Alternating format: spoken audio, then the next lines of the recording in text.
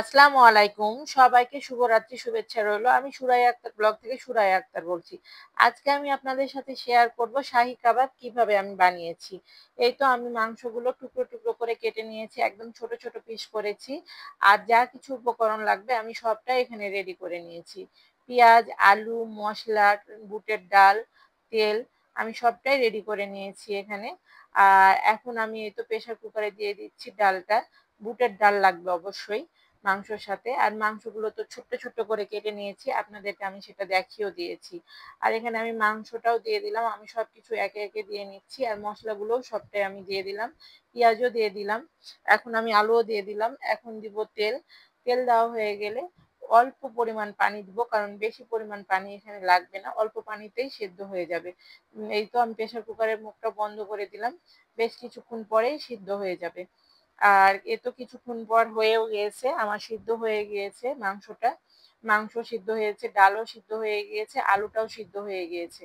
এখানে আমি আলুটা তুলে নিব আলাদাভাবে। কারণ একটাই, কারণ আমি মাংস আর ডালটা ব্লেন্ডারে পেস্ট করে নেব, তার জন্য আলুটা আমি আলাদাভাবে এখানে তুলে নিচ্ছি। আর এই তো আমি এখানে মাংস আর ডালটা সবগুলোই সুন্দর করে ব্লেন্ডারে পেস্ট করে নেব, কারণ পাটা তো মানে শিল পাটা তো পেস্ট করা যায়। আমি এখানে পেস্ট করে নিয়েছি সবটাই। এখন আলুটাও সুন্দর করে হাত দিয়ে মুথে নিচ্ছি ভর্তার মতো করে। এখানে আলু দেওয়ার কারণ আছে, তাহলে এই যে মাংস আর ডালটা আঠালো হবে আমার কাবাবটা বানাতে, মানে আর কি অনেক ভালো হবে।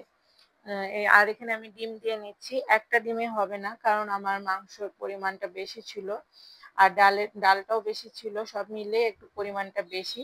তার জন্য এখানে 2টা ডিম লাগবে। 2টা ডিম যখন দেওয়া হয়ে গেল, মাংস আর ডাল তো আগে থেকে আমি ব্লেন্ডারে পেস্ট করে নিয়েছি। এখন এই তো আলু আর ডিমটা মাংস আর ডালের সঙ্গে ভালো করে পেস্ট করে নিব, হাত দিয়েই পেস্ট করে নিব, কারণ কাবাবটা আমি হাত দিয়েই এখন বানাবো।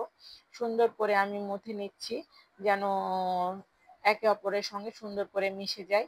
আর এই তো আমার কাবাব বানানো হয়ে গিয়েছে। কাবাবটা খেতে যতটা আর কি টেস্টি হয়, ঠিক ততটাই বানানো কঠিন আর কি, অনেকটা সময় লাগে। আর এই তো আমার কাবাব বানানো হয়ে গিয়েছে, আমি একটু বাতাস দিয়েছিলাম, তারপর আমি এই তো পেপারের উপর রাখছি, কারণ এখানে লেয়ার করে রাখছি একটা বড় বক্সে। যখন মন তখন ইচ্ছা হলেই আমি বের করে ফ্রিজ থেকে নিয়ে ভেজে আর কি খেতে পারবো, তার জন্য আমি এভাবে রাখছি।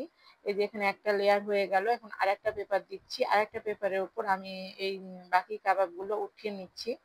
উঠিয়ে নেওয়া হয়ে গেলে আমি সুন্দর করে এটার উপরে একটা সুন্দর পেপার দিয়ে আমি ঢাকনা দিয়ে দিব। এইভাবে রাখলে আর কি যখন মন তখন বের করে ভাজতে সুবিধা হয়। এ তো আমার হয়ে গিয়েছে কাবাব পুরা রেডি, মানে ফ্রিজে ঢুকানোর জন্য। এখন আমি এই তো ডিপ ফ্রিজে রেখে দিলাম, 20 মিনিট মতো রাখবো, কারণ আমি আজকেই ভাজবো তাই। এই তো আমার কাবাব ভাজা হয়েছে। এটাকে শাহী কাবাবই বলে। খেতে কিন্তু অনেক টেস্টি হয়েছে, সুস্বাদু হয়েছে। সবাই ভালো থাকবেন। সবাইকে আল্লাহ হাফেজ।